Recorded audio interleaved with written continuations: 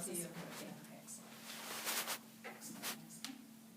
Oh, perfect. Can you guys hear me okay? Oh, I love it. So, thank you so much for having me out today, and I'm looking forward to talking with you about Dr. King and the written word as a way to affect change. Dr. Martin Luther King Jr. influenced people to take action. He wrote and spoke words that inspired people to change their lives, and his goal was not to start a civil rights movement. He studied to be a college professor, and yet when circumstances presented themselves, Dr. King was asked to share his phenomenal communication skills on a much larger scale, a much larger stage, in order to help his black brothers and sisters in the South. It was at a time that his career goals changed for the common good. And he devoted his life to speaking out against civil rights injustices faced by black people, and eventually disadvantaged and disenfranchised people as well, of all colors. So as we celebrate the birthday of Dr. Martin Luther King Jr., I think about the power that I have as a result of the opportunities afforded us by Dr. King's work.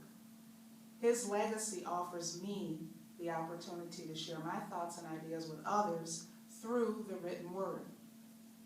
I didn't study to be a writer, neither did Dr. King. However, each time I have written something significant, whether it's a letter to an editor, one of my parenting books, it's been to offer a different perspective on a situation, or to help people dramatically alter their situations. So through Dr. King's works, I'm not only able to write my thoughts and share them with Chicagoans, I'm also able to comfortably write and share my thoughts with people all over the world,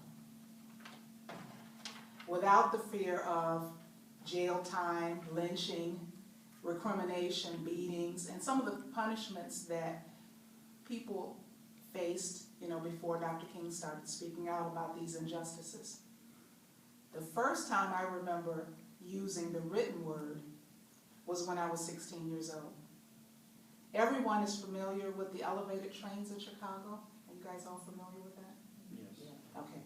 So there was a train derailment downtown Chicago, and the news report was that the train driver was intoxicated.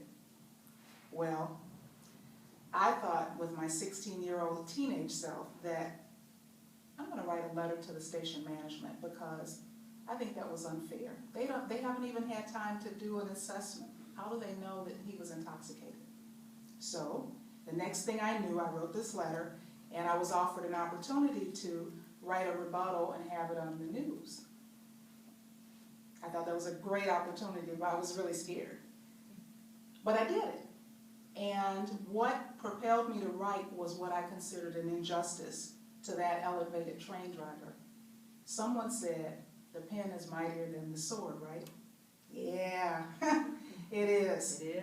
It really is. So Dr. King was a great orator, but he also took to his pen when he needed another avenue to communicate with others. So he's written 7 books focused on civil rights issues or why nonviolence mattered. I believe his most poignant written work was a response to white clergymen where he explained why black people needn't wait any longer. And I'm going to just tell you a little bit about that. So he was arrested on April 12, 1963, and during that time there was a big struggle to desegregate Birmingham, Alabama. So Dr. King was in jail, and what he read was a statement where 8 moderate clergymen criticized the demonstrations as untimely. They branded King as extreme. They said the protesters were precipitating violence. And so Dr. King's letter, much like what happens with us sometimes, he started writing on little scraps of paper because that's all he had in jail. And they were smuggled out of jail and made public in April. And they were just like small, irate rebuttals.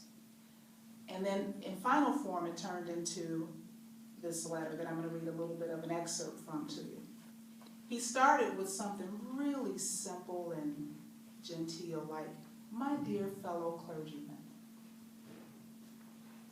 but then he really got into it. So here's a little bit from it. It's called the Birmingham Jail.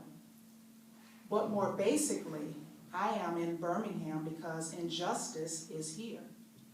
Just as the prophets of the 8th century BC left their villages and carried their "thus saith the Lord" far beyond the boundaries of their hometowns, and just as the Apostle Paul left his village of Tarsus and carried the gospel of Jesus Christ to the far corners of the Greco-Roman world, so am I compelled to carry the gospel of freedom beyond my own hometown. Like Paul, I must constantly respond to the Macedonian call for aid.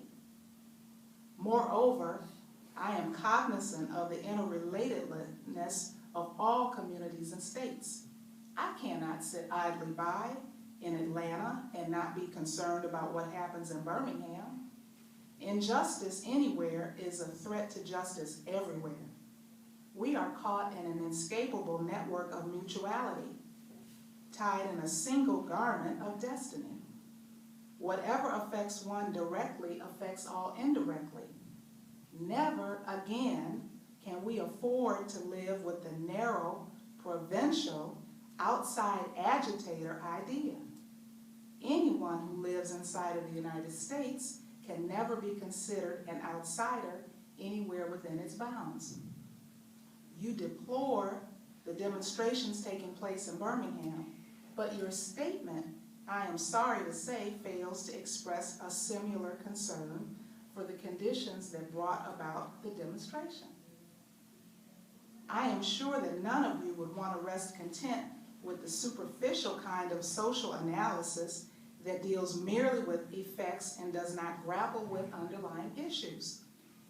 It is unfortunate that demonstrations are taking place in Birmingham, but it is even more unfortunate that the city's white power structure left the Negro community with no alternative. In any nonviolent campaign, there are 4 basic steps: collection of the facts to determine whether injustices exist, negotiation, self-gratification, and direct action. We have gone through all these steps in Birmingham. There can be no gainsaying the fact that racial injustice engulfs this community. Birmingham is probably the most thoroughly segregated city in the United States. Its ugly record of brutality is widely known. Negroes have experienced grossly unjust treatment in the courts. There have been more unsolved bombings of Negro homes and churches in Birmingham than in any other city in the United States. These are the cold, hard, brutal facts of the case. And on the basis of these conditions, Negro leaders sought to negotiate with the city fathers, but the latter consistently refused to engage in good faith negotiation. That's just an excerpt of what Dr. King wrote in that letter, sitting in a Birmingham jail, using the power of the pen. And so I began writing books for the sole purpose of addressing the needs of parents who found it quite difficult to raise their teens. Sharing my experiences as an educator, as a parent, would offer a playbook for those parents who wanted to know how to handle issues of rebelliousness, disrespect, lack of communication, and detachedness in their tweens and teens. So, how will Dr. King's legacy affect you? What will you be prepared to do differently? Or for someone else? Well, I'll leave you with a quote from Dr. King. If you can't fly, then run. If you can't run, then walk. If you can't walk, then crawl. But whatever you do, you have to keep moving forward. Thank you.